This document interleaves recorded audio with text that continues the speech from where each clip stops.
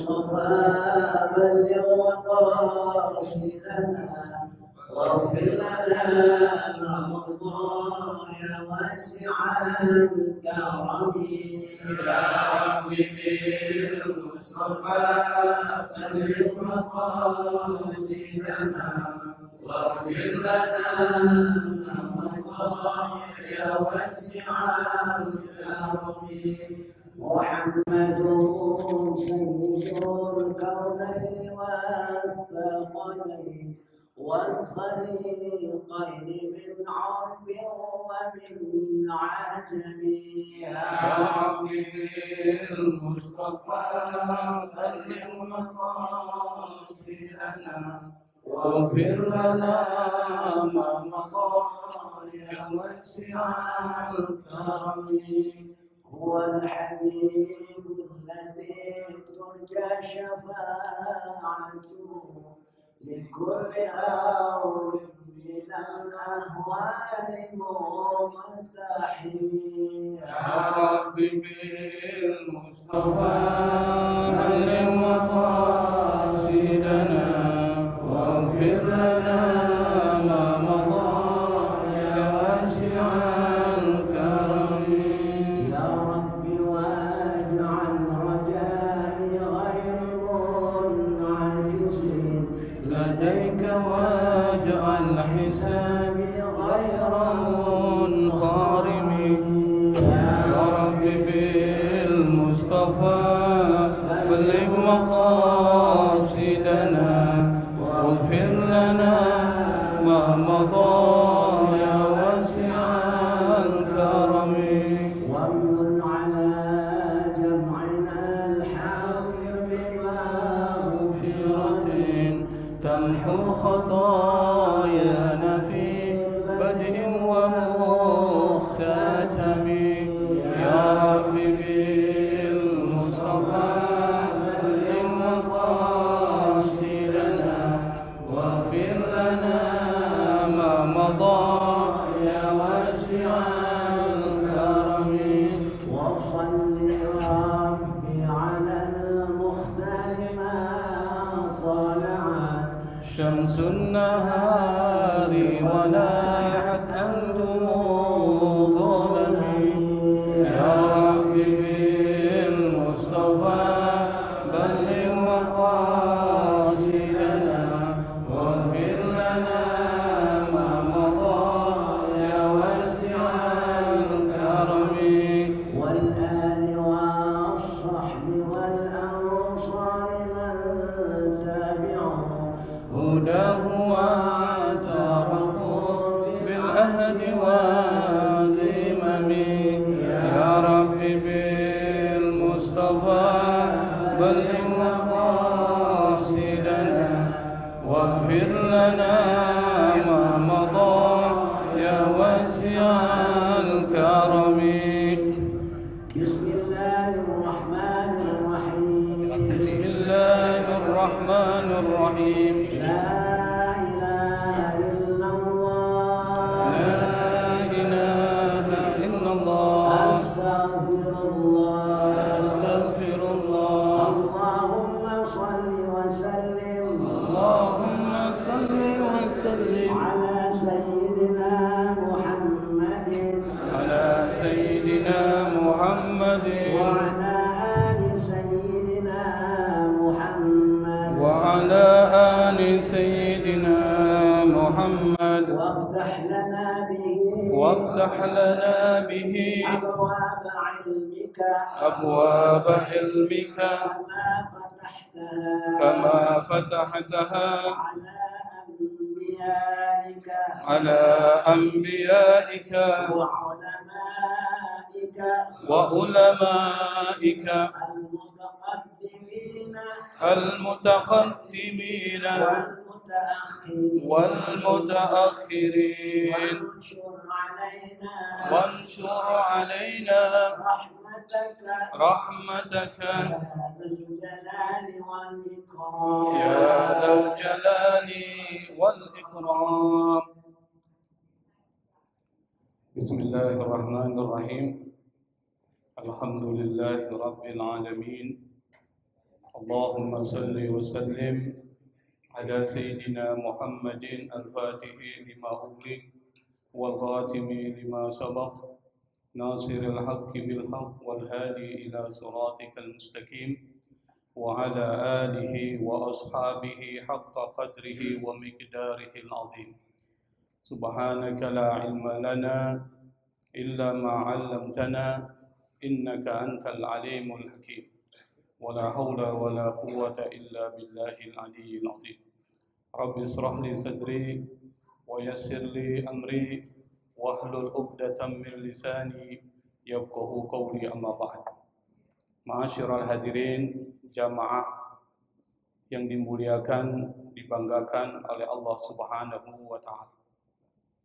Alhamdulillah kita masih diberikan kesempatan oleh Allah Subhanahu wa taala hadir di majelis yang sangat dicintai oleh Rasulullah sallallahu alaihi wasallam, di tempat yang diberkahi oleh Allah Subhanahu wa taala. Pada kesempatan malam pertemuan yang ke-39 ini, kita akan melanjutkan kajian tafsir kita dari ayat ke-63 sampai 66 dari surat Al-Baqarah. Di dalam surat tersebut Allah Subhanahu wa taala berfirman, A'udzu billahi minasyaitonir rajim. Bismillahirrahmanirrahim. Wa id akhadna mitsaqakum wa rafa'na fawqakum at-tur. Khudhu ma atainakum biquwwatin واذكروا ما فيه لعلكم تتقون ثم توليتم من بعد ذلك فلولا فضل الله عليكم ورحمته لكنتم من الخاسرين ولقد علمتم الذين اعتدوا منكم في السبت فقلنا لهم كونوا قردة خاسئين فجعلناها نكالا لما بين يديها وما خلفها وموعظة للمتقين. Sadaqallahu aladzim. Ayat ini pada dasarnya merupakan kelanjutan dari ayat-ayat sebelumnya yang dalam ayat ini berisi tentang tadzkir, mengingatkan. Mengingatkan siapa? Mengingatkan kepada orang-orang Yahudi yang hidup di zaman Nabi Muhammad sallallahu alaihi wasallam, tentu juga yang hidup pada masa ini.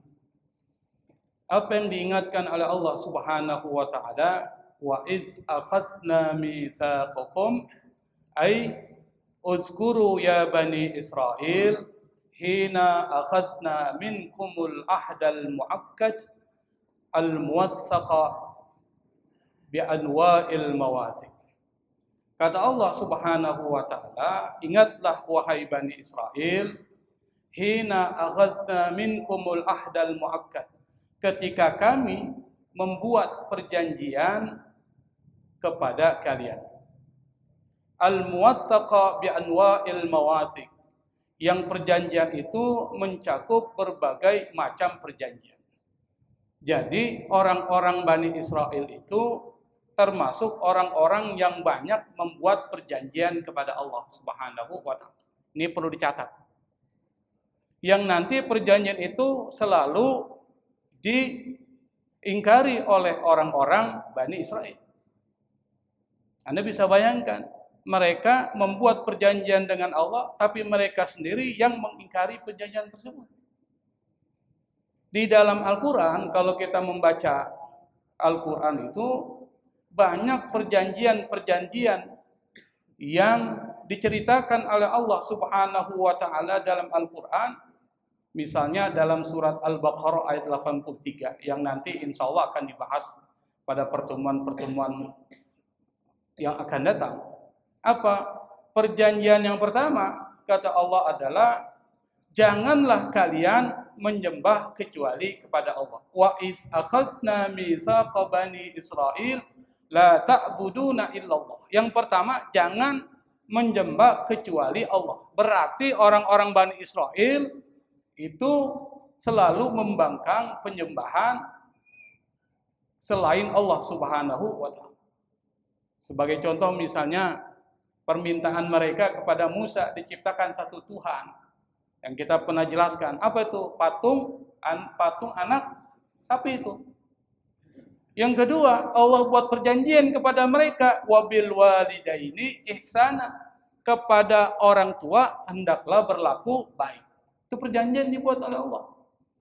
Perjanjian berikutnya adalah wadil kurba wal yatama wal masakin, termasuk berbuat baik kepada kerabat, kepada anak-anak yatim, dan kepada orang-orang miskin. Itu perjanjian yang dibuat Allah kepada Bani Israel. Termasuk perjanjian supaya mereka mengucapkan kalimat-kalimat yang baik. Wa qulu linnasi husna. Termasuk perjanjian untuk menegakkan sholat, berarti sholat itu sudah ada zaman siapa? Nabi Musa. Kalau ditanya gimana sholatnya Nabi Musa, sama dengan sholatnya Nabi Muhammad Sallallahu Alaihi Wasallam. Kenapa? Sumbernya sama. Siapa sumbernya? Allah Subhanahu wa Ta'ala. Dari zaman Nabi Adam sampai zaman Nabi Muhammad Sallallahu Alaihi Wasallam, itu sholatnya sama, kaifiatnya sama. Bahkan Nabi pernah mengatakan, nahnu ma'asyiral anbiya, kami ini para nabi, itu diperintahkan untuk mentakhirkan sahur, menyegerakan berbuka, dan meletakkan tangan kanan di atas tangan kiri dalam melaksanakan sholat. Berarti sama syariatnya Pak. Nabi Adam sampai Nabi Muhammad Sallallahu Alaihi Wasallam, termasuk Nabi Musa, itu sholatnya sama dengan kita. Yang membedakannya adalah waktu sholat. Ada yang subuh saja, ada yang waktu zuhur, ada yang waktu asar, ada yang waktu maghrib, dan ada yang waktu isya. Nabi Muhammad Sallallahu Alaihi Wasallam itu menggabungkan semua waktu itu, jadilah 5 waktu sholat. Perjanjian yang dibuat Allah kepada Bani Israel, tegakkan sholat dan tunaikan zakat.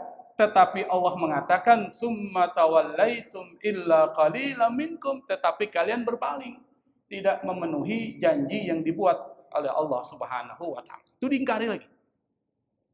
Yang kedua, Allah buat perjanjian tuh kepada Bani Israel pada ayat 84 surah Al-Baqarah. Wa id akhadna mitsaqakum la tasfikuna dima'akum. Ingatlah ketika kami buat perjanjian kepada engkau wahai Bani Israel. Apa? La tasfikuna dima'akum, jangan menumpahkan darah, jangan saling membunuh. Berarti informasinya orang-orang Bani Israel suka membunuh antar mereka. Itu mafhum mukhalafahnya.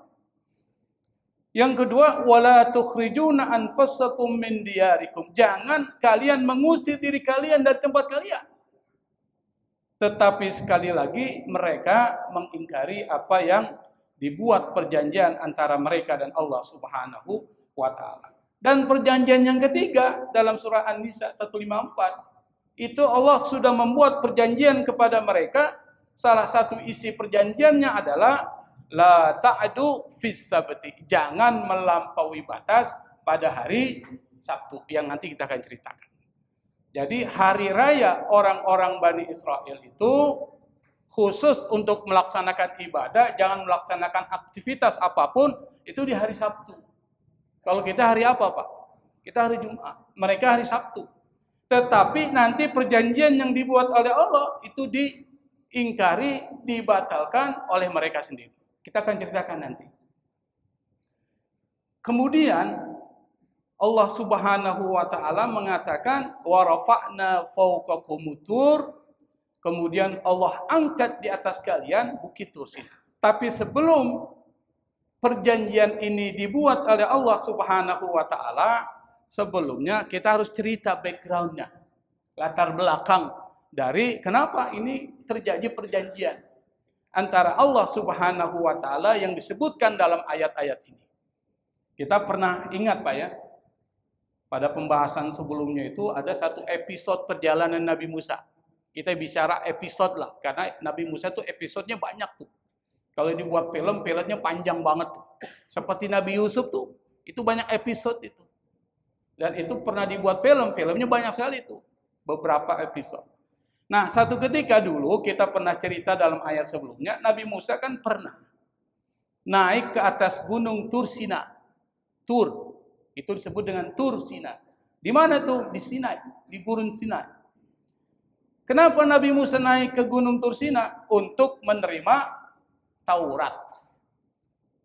Lalu kemudian beliau mengajak 70 orang. Pernah ingat nggak Pak? 70 orang dari pembesar Bani Israel diajak ikut naik bersamanya. Lalu kemudian pada saat ketika Nabi Musa ada di gunung Tur atau Tur Sina, itu terjadi dialog antara Nabi Musa dan Allah Subhanahu wa Ta'ala. Dan perlu kita pahami, Nabi Musa ini terkenal dengan sebutan apa? Kalimullah.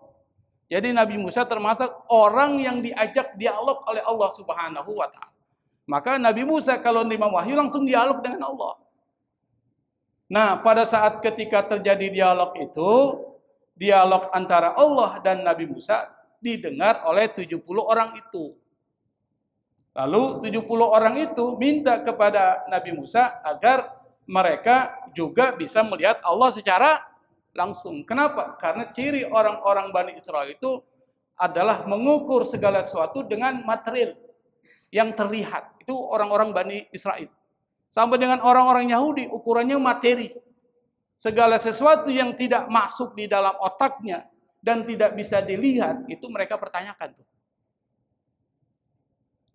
Lalu kemudian dan mengancam kepada Nabi Musa, kalau tidak diperkenankan melihat Allah, maka mereka tidak akan beriman kepada Nabi Musa dan tidak akan beriman kepada kitab Taurat yang diturunkan Allah kepada Nabi Musa. Itu ancaman dia.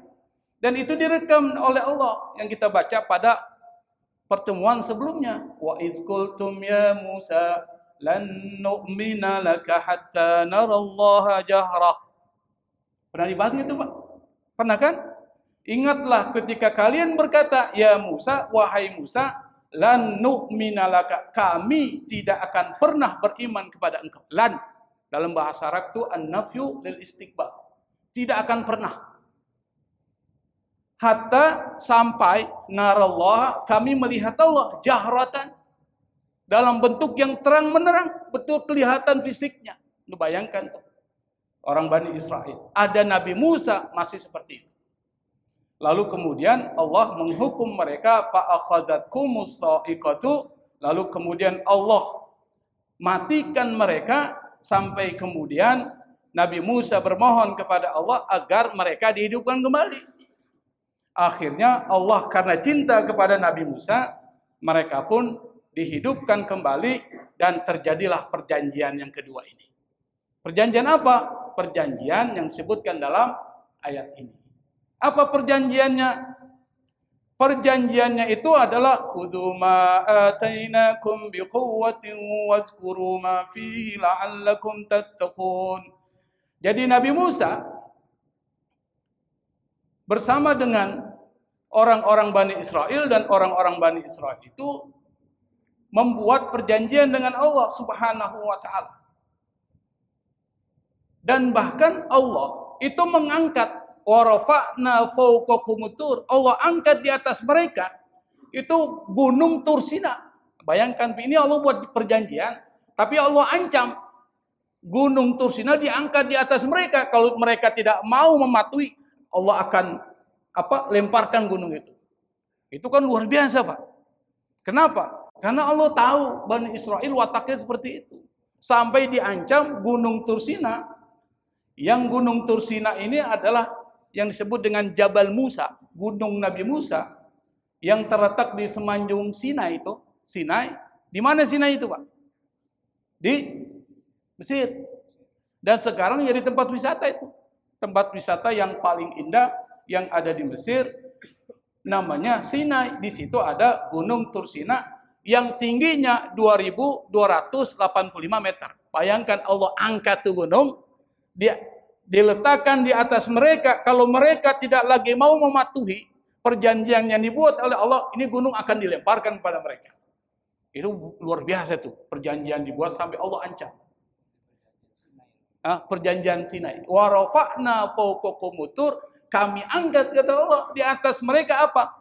Gunung Tur Sina. Apa isi perjanjiannya? Khudzu ma atainakum biquwwatin wazkuru ma fihi la'allakum tattaqun. Isi perjanjiannya adalah khudzu ma atainakum, ambil dan amalkan apa yang telah kami berikan kepada kalian. Apa yang diberikan Allah kepada Bani Israel? Kira-kira apa, Pak? Taurat. Yang dalam kitab Taurat itu ada aturan-aturan, ada hukum-hukum. Allah buat perjanjian kepada mereka, kalau mereka tidak mengamalkan hukum Taurat, ini akan dilemparkan gunung Tursina yang besarnya luar biasa kepada mereka. Bayangkan kalau seandainya Allah lemparkan, sampai sekarang Bani Israel udah nggak ada, Pak. Orang Yahudi nggak ada tuh, Israel nggak ada. Kalau seandainya Allah lemparkan tuh gunung Tursina, semuanya pada mati. Orang-orang Bani Israel. Wadhkuru ma fihi la'allakum tattaqun, dan Allah juga ingatkan mereka untuk berpegang teguh kepada apa? Kepada apa yang telah Allah turunkan dari kitab Taurat, la'allakum tattaqun, kata Syekh Ali As-Sabuni, likai tattaqu sukhtallahi wa adzabahu bi ta'atikum lahu. Supaya kalian takut kepada siksa Allah Subhanahu wa taala dan kemurkaannya dengan melaksanaan ketaatan kalian kepada Allah Subhanahu wa taala. Kira-kira hasilnya bisa ditebak enggak, Pak? Kira-kira hasilnya bisa ditebak? Bisa ditebak. Apa hasilnya? Summa tawallaitum min ba'di dzalik. Kemudian summa nakastumul ahda wa a'radtum anit ta'ah. Kemudian kata Syekh Ali As-Sabuni disebutkan mereka mengingkari perjanjian. Wa a'radtum anit ta'ah, dan tidak melaksanakan ketaatan kepada Allah Subhanahu wa taala, tidak mematuhi Allah Subhanahu wa taala. Kesimpulannya mereka mengingkari perjanjian yang mereka buat kepada Allah Subhanahu wa taala. Falaula fadlullahi alaikum wa rahmatuhu lakuntum minal khasirin. Kata Syekh Ali As-Sabuni, falaula fadlullahi alaikum bitaubah, kalau seandainya Allah tidak menganugerahkan karunia kepada kalian dengan menerima taubat kalian, wa rahmatuhu bikum bil afwi ankum, dan kasih sayang Allah kepada kalian, kata Allah kepada orang-orang Bani Israel dengan memaafkan kalian, lakuntum minal halikin al khasirina ladainahum lidunyahum wa akhiratahum lidunyahum wa akhirati, merugi dunia dan akhirat. Jadi Allah buat perjanjian itu dilanggar oleh Bani Israel. Nah, pesan moral yang ingin disampaikan Allah kepada kita dalam kedua ayat ini, meskipun ayat ini khusus turun kepada Bani Israel, tetapi juga berlaku umum. Karena di dalam hukum Islam itu ada kaidah al-ibrah bi umumil lafzi la bi khususis sabab.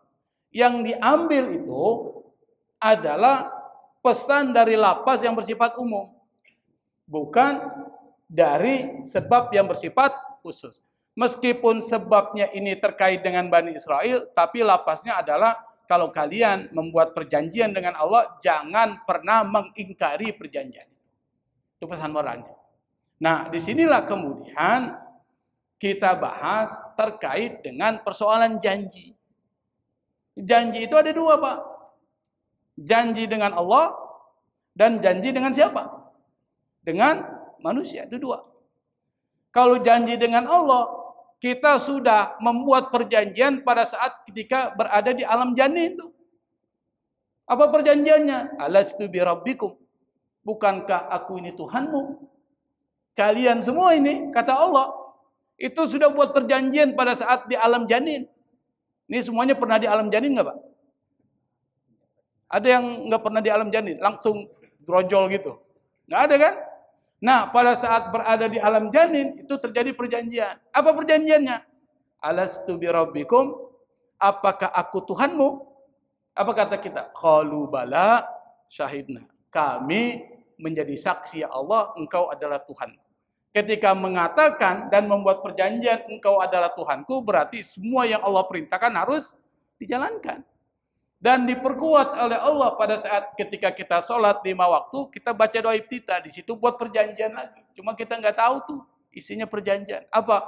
Inna sholati wa nusuki wa mahyaya wa mamati lillahi rabbil alamin. Sesungguhnya ya Allah, sholatku, ibadahku, hidupku dan matiku hanya untuk Allah Subhanahu wa ta'ala. Kita buat perjanjian 5 waktu, Pak. Tapi Bapak ingat nggak di situ Bapak buat perjanjian?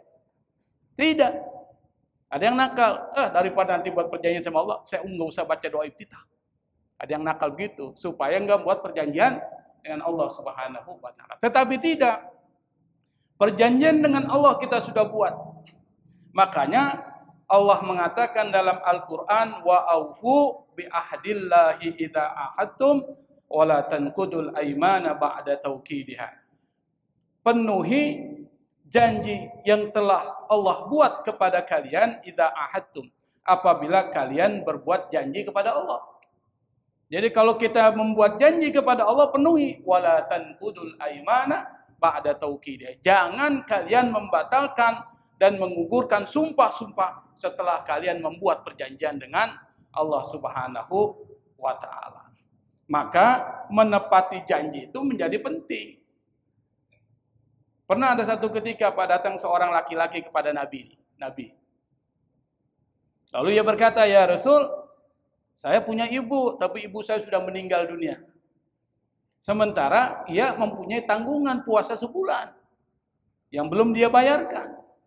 Apakah aku harus mengqadha untuk berpuasa atas nama orang itu, atas nama ibu saya, wahai Rasul? Apa kata Rasul? Kalau ibumu mempunyai tanggungan hutang, apakah engkau akan melunasinya? Orang itu mengatakan, iya, pasti saya akan melunasi utang ibu saya. Lalu Nabi mengatakan, jika demikian, maka hutang kepada Allah lebih berhak untuk ditunaikan. Makanya dalam masyarakat kita itu Pak, biasanya kalau ada keluarganya meninggal, mereka tuh bingung tuh. Ini puasanya perlu diqadha atau tidak? Betul Pak ya? Lalu kemudian apakah diganti dengan fidyah? Makanya masyarakat kita itu kadang-kala kalau orang sudah meninggal dipidyahin tuh. Masyarakat Betawi itu begitu. Nah sekarang pertanyaannya gimana menurut fikih? Ulama fikih itu, kalau kita baca kitab Fathul Mu'in, Syekh Zainuddin Al-Malibari itu ada 2 pendapat Pak. Pendapat pertama enggak usah diqadai atau dibayar fidyah. Pendapat kedua mengatakan silakan mengqadha dan membayar fidyah atas nama orang yang sudah meninggal. Siapa yang mengqadha puasanya? Siapa? Anak-anaknya. Kalau anak-anaknya nggak mampu, lalu muncul, Ustaz, saya mau buka ini jasa mempuasakan orang yang sudah mati. Atau mau membuat jasa menyolatkan orang yang sudah mati, kan ada tuh perlu diqadha itu. Itu nggak perlu. Nggak perlu menurut satu pendapat. Nah, perjanjian dengan Allah Subhanahu wa ta'ala itu wajib kita penuhi. Termasuk juga perjanjian dengan manusia.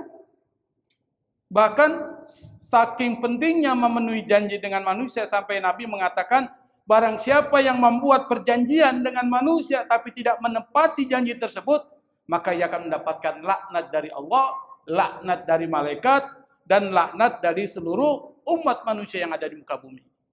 Dan tidak diterima darinya kalau dia melakukan dosa, tobatnya tidak diterima oleh Allah Subhanahu wa ta'ala. Maka kalau menepati dengan orang, pikir-pikir Pak. Kira-kira saya bisa menuhi enggak? Apalagi para calon anggota legislatif tuh. Itu kan kalau kampanye biasanya suka buat janji tuh. Kalau seandainya saya jadi anggota DPR, maka semua makan gratis. misalnya.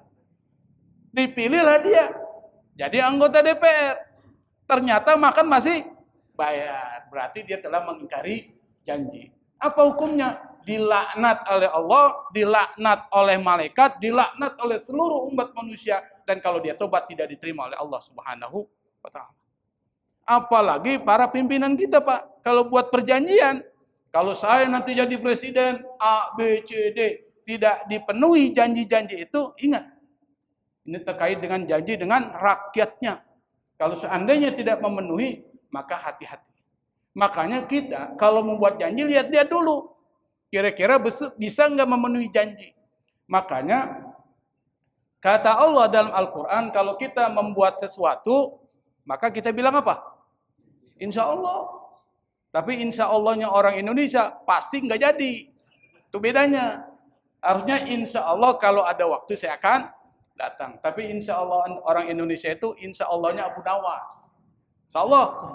Dia nggak datang juga tuh. Nah, akibat pengaruh persoalan ini, maka masuk ke fikih. Ini kepenting nih. Apa? Di dalam fikih itu ada yang disebut dengan sumpah. Yamin. Sumpah. Apa itu sumpah? Kita bersumpah kepada Allah kalau seandainya ingin mendapatkan sesuatu, maka kita akan melakukan sesuatu. Itu seperti nazar. Kalau saya seandainya lulus nih PNS, saya akan jalan kaki dari sini ke Bogor misalnya. Itu sumpahnya nggak penting, Pak. Sumpahnya bermanfaat buat orang lain. Saya akan motong seekor kambing, saya bagikan buat orang. Nah, kambingnya ini karena kambing nazar ya, nggak boleh dimakan oleh orang itu. Makanya kemudian ada yang disebut dengan kafarat yamin. Kalau seandainya kita bersumpah kepada Allah Subhanahu wa ta'ala, lalu kemudian tidak mampu membayar, memenuhi sumpah itu, janji kepada Allah, maka bayar kafarat itu. Apa itu kafarat? Tebusan. Tebusannya apa? Yang pertama, beri makan 10 orang miskin. Dengan makanan yang sama yang Anda makan. Kalau Anda makan ayam dan kambing, maka Anda memberikan 10 orang miskin, ayam dan kambing. Jangan dikasih tempe dan tahu. Kita makan ayam, makan kambing, dia makan tempe dan tahu. Itu nggak adil. Jadi harus sama dengan makanan yang dimakan oleh orang. Kedua, kasih pakaian. Yang ketiga, memerdekakan budak. Budak udah nggak ada lagi. Dan yang keempat, jika tidak mampu, maka dia berpuasa 3 hari berturut-turut. Artinya apa? Kalau Anda melanggar janji kepada Allah, tidak dipenuhi janji itu, maka sanksinya seperti itu. Bisa dipahami, Pak ya? Nah, itu yang pertama. Lalu kemudian Allah berfirman, وَلَقَدْ عَلِمْتُمُ الَّذِينَ اعْتَدَوْا مِنْكُمْ فِي السَّبْتِ. Dan sungguh, kata Allah, kalian sudah mengetahui apa? Alladzina atadau minkum, mereka orang-orang Bani Israel yang melampaui batas fis sabti, pada hari Sabtu. Nah, di sini disebutkan fis sabti, pada hari Sabtu. Berarti ada yang khusus pada hari Sabtu. Apa yang khusus pada hari Sabtu? Pada hari Sabtu itu orang-orang Bani Israel dibebankan satu syariat, satu hukum, di mana pada hari Sabtu itu mereka diwajibkan untuk fokus beribadah, bersyukur, berzikir kepada Allah Subhanahu wa ta'ala. Jadi hari Sabtu itu dikhususkan waktun lil ibadah wasyukur wadzikir. Untuk ibadah, bersyukur dan berzikir mengingat Allah Subhanahu wa ta'ala. Maka mafhum mukhalafahnya, pemahaman terbaliknya adalah Anda tidak boleh mencari nafkah, bekerja, melakukan rutinitas seperti hari-hari biasa pada hari Sabtu. Tapi anehnya, karena mereka sebagian besar adalah nelayan, tuh Pak, ceritakan Allah dalam Al-Quran. Apa? Setiap hari Sabtu ikan pada muncul. Sementara pada hari-hari lain ikan ngumpet semua. Jadi pada hari Sabtu muncul semua ikan. Bahkan ikan itu munculnya sambil menggoda orang Bani Israel. Mengejek Bani Israel. Apa? Disinilah kemudian terjadi godaan yang berat, ujian bagi Bani Israel, yang ujian itu membuat masyarakat Bani Israel saat itu yang di daerah Ailia itu terbagi 3 golongan. Apa? Golongan yang pertama adalah tidak tertarik, tergoda untuk mencari ikan di hari Sabtu. Mereka tetap mematuhi syariat bahwa hari Sabtu adalah hari untuk beribadah, berzikir, dan bersyukur kepada Allah Subhanahu wa Ta'ala. Satu kelompok. Kelompok yang kedua, kelompok yang mengakali syariat. Maksudnya gimana? Mereka kan bilang yang dilarang itu cari ikan di hari Sabtu. Berarti gimana kalau seandainya hari Jumat? Hari Jumat kita buat lubang, buat tempat. Di situ kita taruh jaring. Maka semua ikan-ikan itu nanti akan terjaring. Nanti pada hari Sabtu kita nggak akan melakukan apapun. Nanti hari Minggu baru kita ambil ikannya. Itu namanya mengakali syariat. Kelompok kedua. Kelompok ketiga, dia tetap patuh pada hari Sabtu, tapi masa bodoh dengan nelayan-nelayan yang mengingkari perjanjian dengan Allah. Jadi 3. Dan ini ada dalam masyarakat kita. Yang pertama, mereka yang tetap melaksanakan perintah Allah, tetapi juga mereka melarang orang-orang berbuat munkar. Tuh, ada yang begitu. Yang kedua, ada orang yang mengakali syariat. Ini banyak nih, Abu Nawat nih. Dan yang ketiga adalah orang yang tetap taat kepada Allah, tapi nggak peduli sama perbuatan mereka. Kira-kira ada nggak di sini, Pak? Masyarakat kita. Ada semua itu. Akhirnya, mereka kelompok ketiga ini, yang selamat yang pertama. Yang selamat yang gimana? Yang tetap tidak mengingkari perjanjian dengan Allah, tetap pada hari Sabtu mereka ibadah kepada Allah, mereka berzikir dan bersyukur kepada Allah, tapi juga mengajak orang-orang itu untuk tidak melakukan apa yang dilarang oleh Allah. Sementara yang kedua dan yang ketiga, yang pertama mengakali syariat, yang ketiga dia cuek aja dengan apa yang dilakukan mereka. Itu yang diazab oleh Allah Subhanahu wa Ta'ala. Apa azabnya? Azabnya itu kata Allah Subhanahu wa Ta'ala disebutkan di sini. Faqulna lahum kunu qiradatan khasi'in. Maka kata Allah, kami berkata kepada mereka, kunu qiradatan khasi'in. Jadilah kalian seperti monyet-monyet yang hina. Jadi diubah jadi monyet. Apakah monyet-monyet sekarang itu adalah dari orang-orang Yahudi? Pertanyaannya. Menurut Bapak gimana, Pak? Hah? Nah, di sini terjadi. Nah, di sini para ulama berbeda pendapat itu. Berbeda pendapat. Pendapat yang pertama yang mengatakan bahwa mereka itu nggak bisa berkembang biak. Diubah jadi monyet, tapi nggak bisa berkembang biak. Yang kedua, mereka nggak bisa makan. Yang ketiga, mereka nggak bisa minum. Dan mereka hanya bisa hidup selama 3 hari. Berarti setelah itu semuanya dimatikan oleh Allah Subhanahu wa Ta'ala. Yang hidup dan terus-menerus berkembang biak adalah orang yang pertama tadi. Apa orang yang pertama tadi? Orang yang pertama tadi adalah orang yang tetap mematuhi perintah Allah, tapi juga mereka berusaha untuk melarang mereka untuk melanggar apa yang dibuat perjanjian dengan Allah Subhanahu wa Ta'ala. Nah, pesan moral yang ada di dalam ayat ini, Pak, itu adalah 2. Apa? Yang pertama, jangan mengakali syariat. 1. Bagaimana maksudnya mengakali syariat?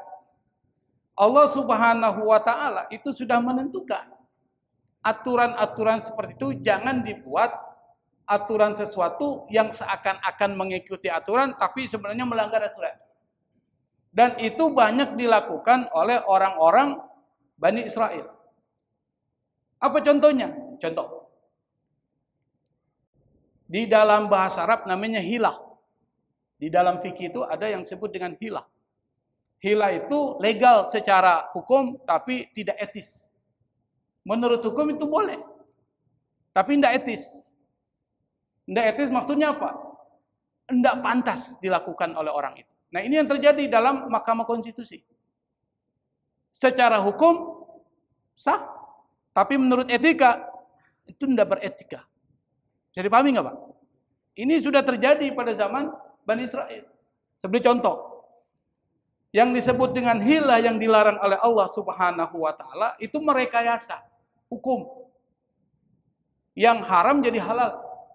Sebagai contoh, orang memiliki kambing supaya bisa mengeluarkan zakatnya berapa nisab kambing, Pak?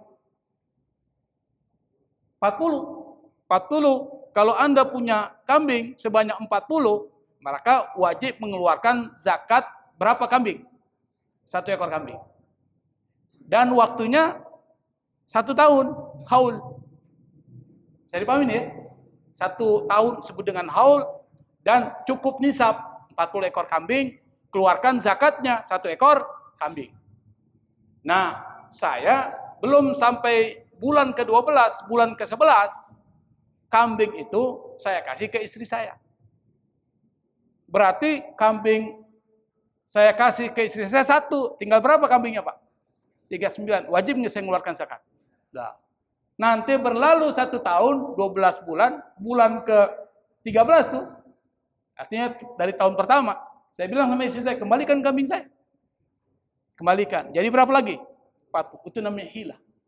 Hilah yang dilarang oleh Allah Subhanahu wa taala. Menurut hukum boleh nggak fikih? Sah secara fikih. Karena apa? Karena yang menjadi aturan fikih, kalau Anda punya 40 ekor kambing, keluarkan zakatnya 1 ekor kambing. Bisa dipahami ya? Itu hilah, Pak. Yang kedua, ada seorang suami sakit keras. Supaya istrinya nggak dapat warisan, karena sakit keras sudah mau mati nih, supaya istrinya dapat warisan, dia ceraikan istri itu. Talak 3 sekaligus. Supaya istrinya nggak dapatkan warisan dari suaminya. Itu namanya hilah. Dan itu dilarang oleh Allah Subhanahu wa taala. Secara hukum boleh nggak? Sah. Tapi menurut etika dibenarkan nggak? Maka hukum harus berhubungan dengan etika. Dan etika lah yang menjadi hukum itu dibentuk oleh para pembuat hukum. Jangan atas alasan hukum etika dilanggar. Nah, ini yang terjadi dalam masyarakat kita. Yang kedua, pesan moralnya adalah jangan bersikap masa bodoh terhadap kemungkaran yang terjadi di sekitar kita. Jangan diam aja. Kalau ada orang melakukan perjudian di kampung A, kita ada di tetangganya, atau berada di satu kelurahan A, kita berada di kelurahan itu, kita jangan diam aja. Harus ada sebagian masyarakat yang menegur itu. Berarti kewajibannya fardu kifayah. Harus ada sebagian. Tidak perorangan, tapi sebagian ada orang yang menegur, maka yang lain gugur kewajibannya untuk melakukan teguran. Kenapa? Karena perbuatan maksiat itu mengundang adab. Mengundang siksa Allah Subhanahu wa taala. Kalau adab itu turun, kira-kira yang kena yang melakukan saja atau orang lain juga kena, Pak? Semuanya kena. Makanya kata Allah, wattaqu fitnatal la tusibannal ladzina dzalamu minkum khassah. Takutlah kalian kepada musibah, fitnah, yang tidak hanya menimpa orang-orang khusus di antara kalian yang melakukan, tetapi itu akan menimpa orang yang di sekitar kita. Misalnya, dia melakukan perzinahan di situ, dan kita cuek aja.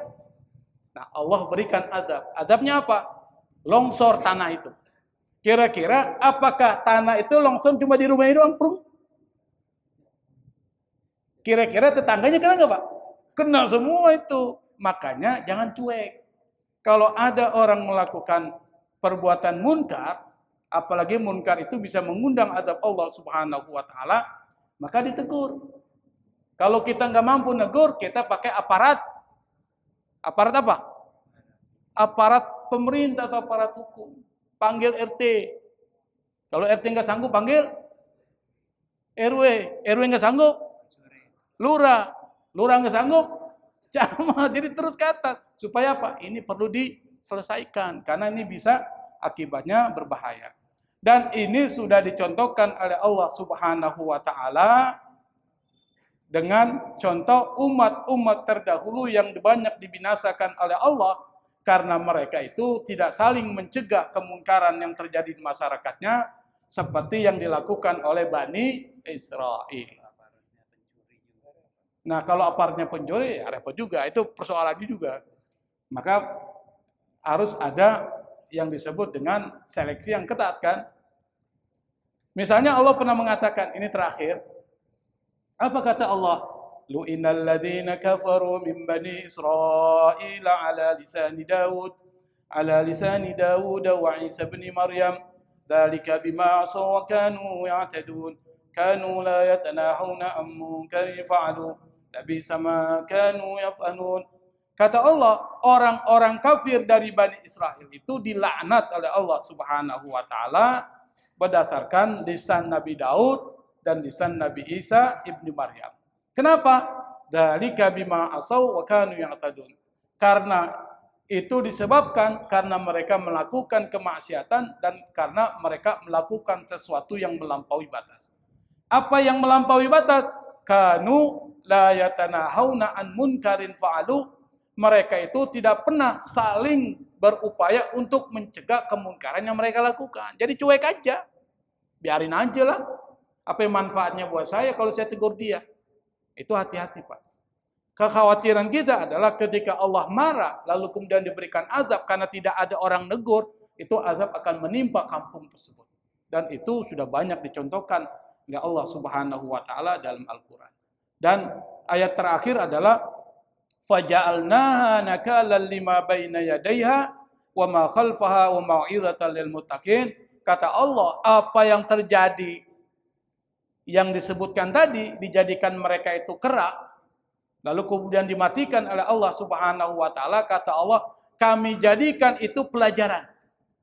Pelajaran buat siapa? Pelajaran buat orang-orang yang ada pada masa itu dan juga orang-orang yang ada setelah itu. Wa mau'izatan lil muttaqin, dan sebagai nasihat buat orang-orang yang bertakwa. Maksudnya apa? Pesan moral yang saya sebutkan tadi. Yang pertama, jangan melanggar apa yang kita buat perjanjian dengan Allah. Yang kedua, jangan kita mengakali syariat. Dan yang ketiga, jangan bersikap masa bodoh terhadap kemungkaran yang terjadi di sekitar kita. Kalau ini kita laksanakan, insya Allah kita termasuk orang yang menjalankan apa pesan moral yang disebutkan dalam ayat ke-63 sampai 66 dalam surat Al-Baqarah. Wallahul musta'an, wallahul muwafiq ila aqwamit thariq wal afwa minkum. Wassalamualaikum warahmatullahi wabarakatuh.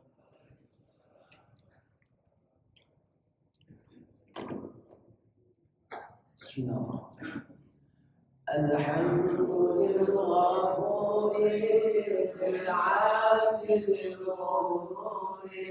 والخالق الأمور وحماقة الخبور وسلام تماما على من يديه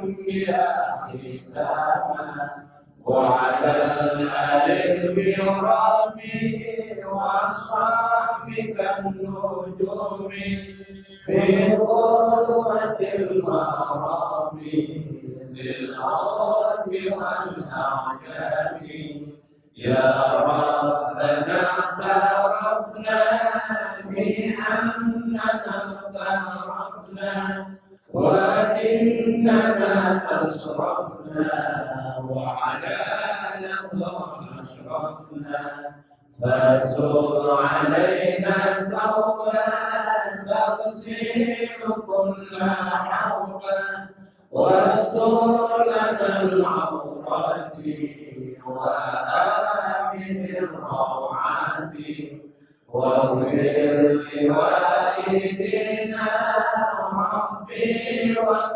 ومولودينا والآل والإخوان وسائر الحلال وكل ذي شيرة أو صحبة والمسلمين أجمع آمين ربي يسمع فضلا وجودا منا لا بانتساب منا بالمصطفى الرسول مختار بكل سعود صلى وسلم ربي عليه عند الحب وآله وصحبه عيدان طش الصحب والحمد لله في البغي والثناء والحمد لله في البغي والثناء